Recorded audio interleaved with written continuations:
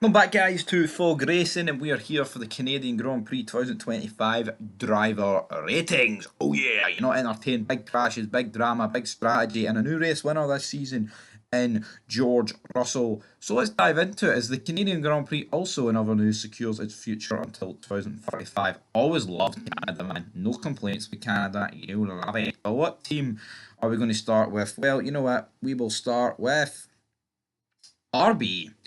So, RB, right, Isaac Hadjar got into Q3, got a penalty due to blocking signs, finished 16th. It's going to be a 4 out of 10.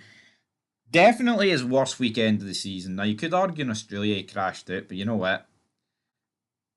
Nah, this is the worst. This is the worst, brother.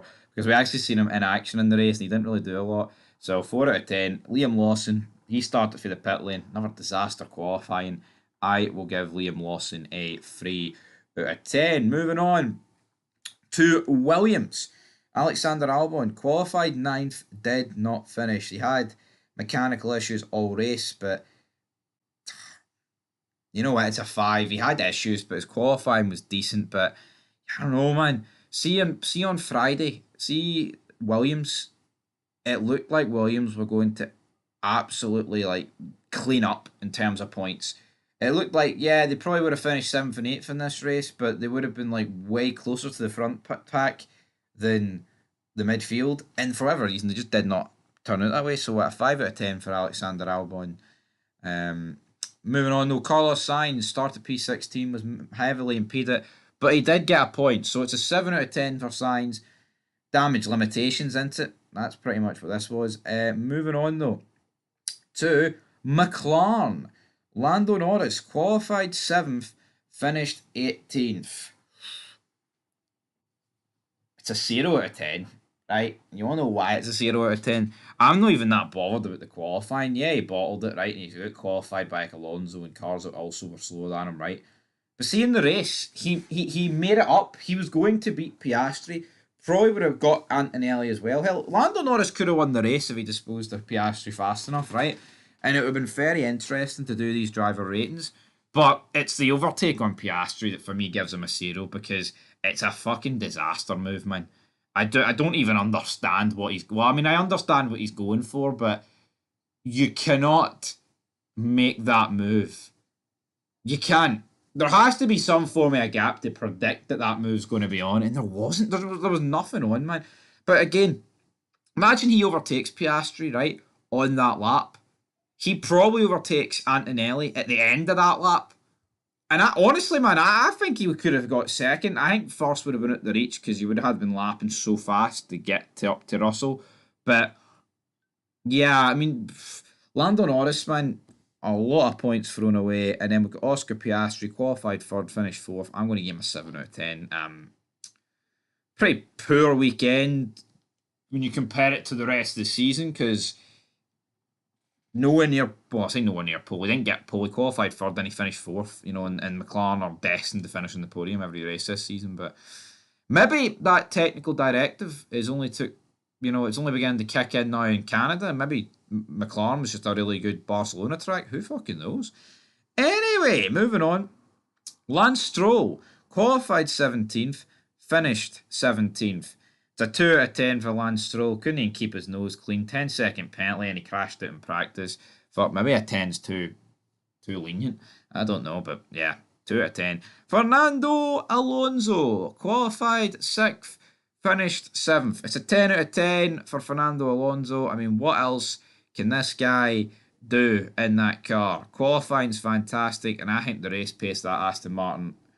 I think the race pace of the Aston Martin was fucking shocking. To be honest, I don't think it was that good, but what helped him was his great qualifying, and he managed to get P7. So well done to him. Moving on to Alpine, Pierre Gasly qualified last, finished 15th. It's a 3 out of 10. What the fuck is going on to Pierre Gasly? And it's weird. Alpine actually sit last in the constructors, despite there being races this season where they look like best of the rest. But a weird season.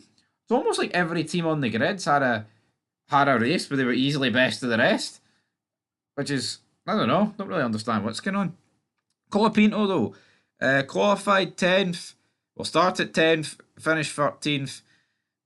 Unlucky with the thing with Albon at the start. I'll give Copy to a 6 out of 10.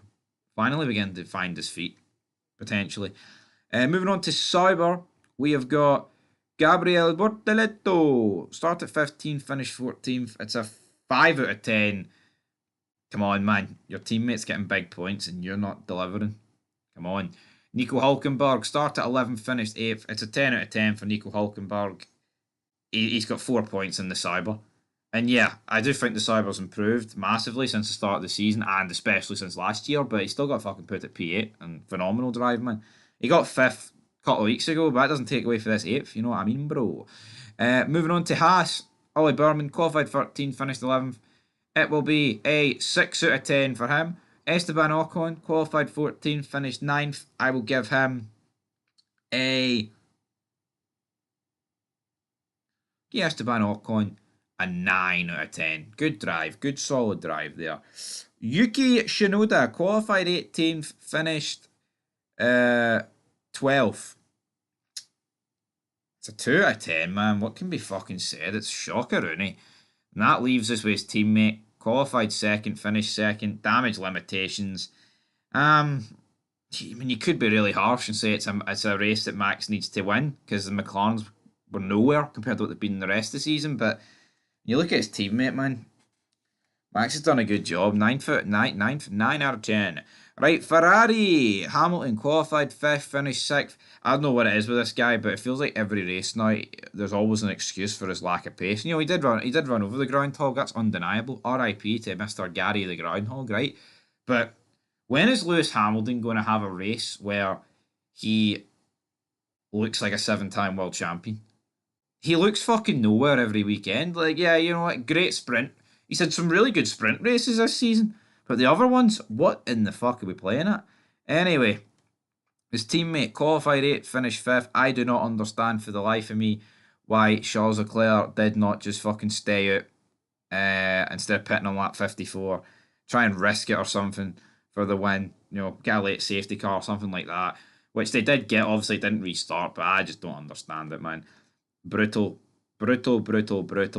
Charles Leclerc, I will give a 6 out of 10. What did I give Hamilton? I gave Hamilton a 5.